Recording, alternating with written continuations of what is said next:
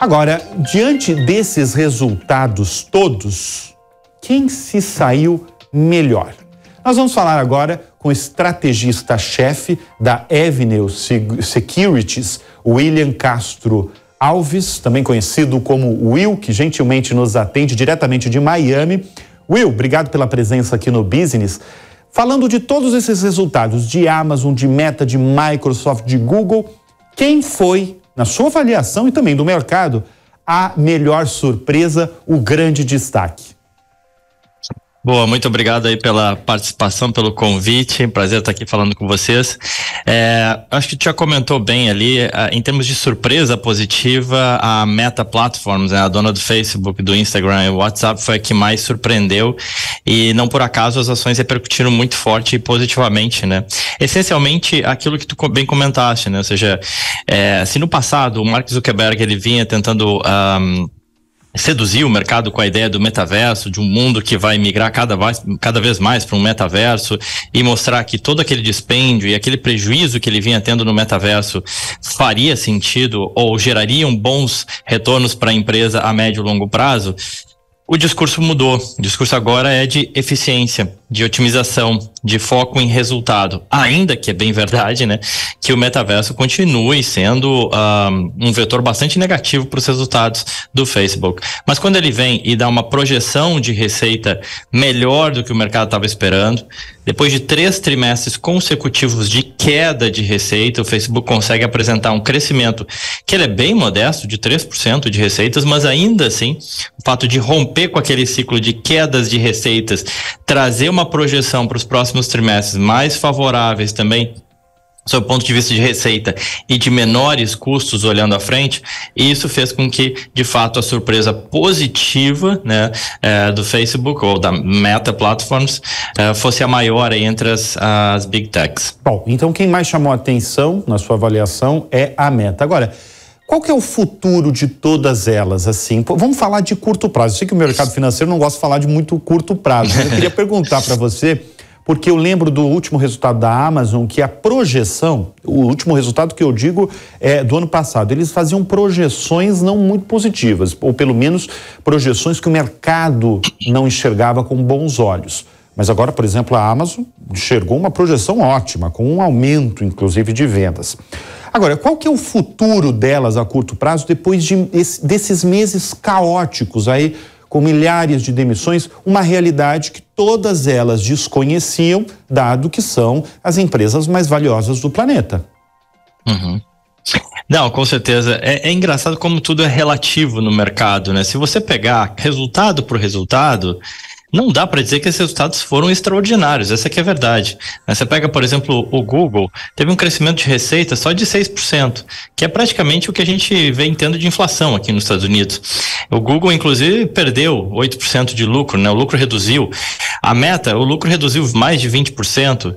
Eu diria que entre os resultados, assim, a da Microsoft foi a empresa que conseguiu ter um resultado um pouco melhor ali, enfim, entregando um crescimento de receita de 7%, lucro de 9%, ok? Mas, em geral, quando a gente olhava para trás, né, a gente via essas empresas entregando fortes crescimentos. Elas eram gigantes e ainda entregavam forte crescimento.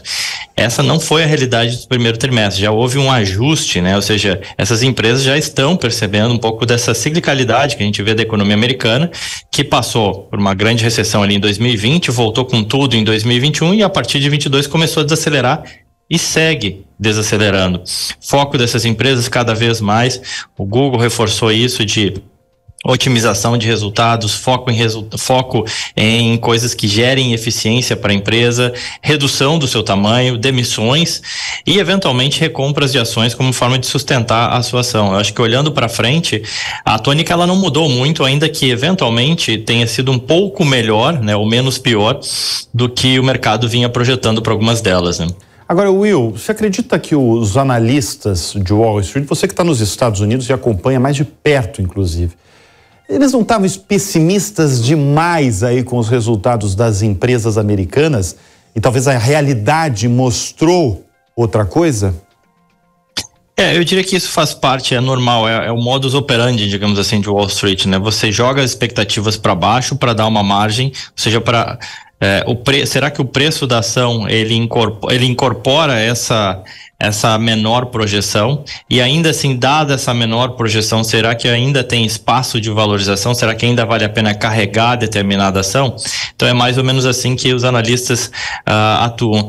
Tanto é que, tradicionalmente, durante a safra de balanços, o earning seasons, que a gente chama aqui nos Estados Unidos, né, a divulgação dos balanços, não só das big techs, mas de todas as empresas, na média, as empresas superam em 70%, né, 70% das empresas do S&P 500 superam as estimativas dos analistas. Exatamente nessa ideia de ter uma projeção mais conservadora, né? Ou seja, com investimento a gente sempre tem que ser relativamente conservador, especialmente em renda variável, né? Que varia, que tem muito risco. Então é normal que os analistas joguem essas expectativas para baixo, já esperando que eventualmente as empresas possam surpreender positivamente. No caso das Big Techs, de fato, elas conseguiram surpreender positivamente. Ressalto novamente, né, acho que não foram resultados com grande brilho, mas eles trouxeram cada um da sua forma, né? Tu comentou bem, poxa, o Google recomprando 70 bilhões de ações, a Microsoft com resultado ok, consegue crescer receita e transferir isso para lucro também, a Amazon com resultado que surpreendeu positivamente, com guidance, o Facebook também. Então, cada uma da sua maneira, né, conseguiu surpreender o mercado de forma positiva, apontando, né, para um cenário que ainda é de desaceleração, mas talvez menos pior do que aquilo que se imaginava. Vale lembrar também, né, que em economia as coisas demoram um pouco, né? A gente tem visto isso no mercado de trabalho americano, ainda muito resiliente, apesar de todas as demissões. A gente tem visto sinais dúbios, né, quando a indústria desacelerando, mas ainda tem alguns segmentos de serviço muito forte na economia americana. É normal dentro de um ciclo de desaceleração. Bom, e lembrando, Will, ao nosso espectador que vem aí nos próximos dias ainda o resultado da Apple, que é a empresa mais valiosa do planeta, mas isso é papo de outro programa. Will Castro Alves, da Avenue, muito obrigado pela presença aqui no Business. Agradeço a participação, bom dia a todos.